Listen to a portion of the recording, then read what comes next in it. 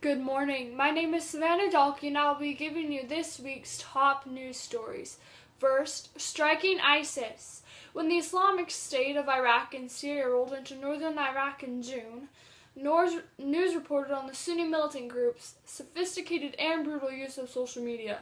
Since then, even after U.S. airstrikes and the deletion of many of the group's social media accounts, ISIS has continued to leverage social media to promote its cause and threaten its enemies. A favorite tactic of the group and its online allies is one familiar to many social media marketers, co-opting trending hashtag to broaden a message's reach.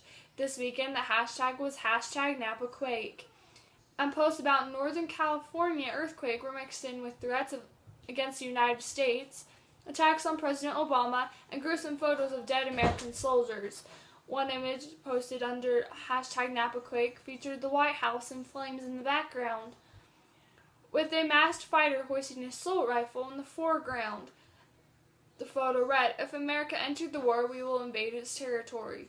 Also, a third American hostage held by ISIS has been identified as a 26-year-old woman who was kidnapped a year ago while doing humanitarian relief work in Syria. The terror group is demanding $6.6 million and the release of a U.S. prisoner for the life of the young woman. She is the third of at least 4 Americans who are known to be held by ISIS, the Islamic State of Iraq and Syria.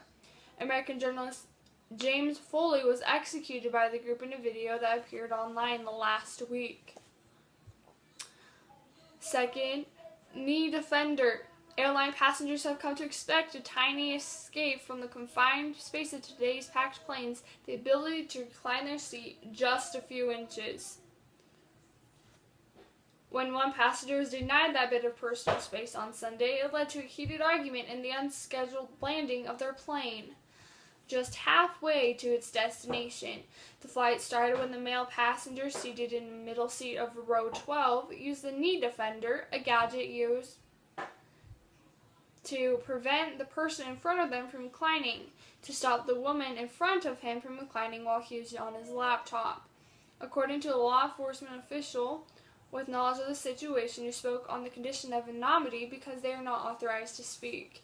A flight attendant asked him to remove the device, and he refused. The woman then stood up, turned around, and threw a cup of water at him, the officials say. That's when United decided to land in Chicago.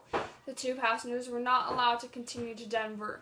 Both passengers were seating in United's Economy Plus section, the part of the plane that has 4 more inches of legroom than the rest of the coach. Next, USC's Josh Shaw. Southern California senior cornerback Josh Shaw injured both ankles after leaping from a second-story balcony to save his 7-year-old nephew Carter from drowning in a pool. Shaw was named a team captain on Saturday, and later that night was attending a family social at a cousin's apartment in his hometown of Palmdale when he saw his nephew, who can't swim, struggling in the pool. With no one around, Shaw told USC's website that he instinctively jumped from the balcony onto the concrete below and crawled to the pool. After feeling intense pain in his legs, he was able to pull Carter to safety.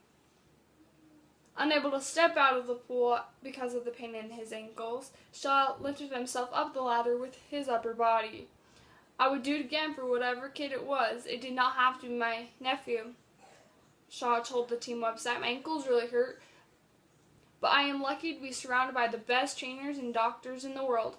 I'm taking my rehab one day at a time, and I hope to be back on the field as soon as possible." Shaw was taken to the hospital where he was diagnosed with 2 high ankle sprains and will be out indefinitely. He said Carter was traumatized but physically in good shape. That was a heroic act by Josh, putting his personal safety aside, Trojan coach Steven Starkinson said. "But that's the kind of person he is. It's unfortunate that he will be sidelined for a while, and we will miss his leadership and play, but I know he'll be working hard to get back on the field as soon as possible." However, recent developments in this story have punched holes in the story he told. Gun instructor accidentally shot. Charles Vaca of Lake Havasu City, Arizona, was accidentally shot by one of his 9-year-old students Monday morning. The incident occurred at the Bullets and Burgers Range in Dolan Springs, Arizona, which is some 78 miles southeast of Las Vegas. The 9-year-old girl is seen holding an Uzi with Vaca standing beside her, showing her how to use the weapon. Vaca was standing next to the girl while he was instructing her how to use the weapon when the accident occurred. Further investigation determined the girl pulled the trigger on the automatic Uzi. The recoil sent the gun over her head, and the victim was shot. A statement from the sheriff's office says the girl's parents were with her when the shooting occurred, the statement said. The range operator said they'd never had an type of incident at the Dolan Springs location, which had been open for 12 years. He said safety is always stressed with each and every client. We really don't know what happened. Our guys are trained to basically hover over people when they're shooting. If they're shooting right-handed, we have our right hand behind them to push the weapon aside.